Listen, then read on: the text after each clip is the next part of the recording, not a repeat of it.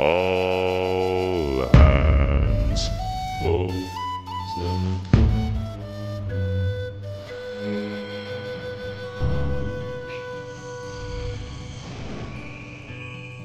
Of all the money that e'er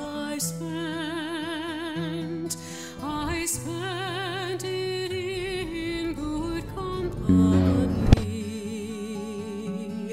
and of all the harm that e'er I've done, alas, it was to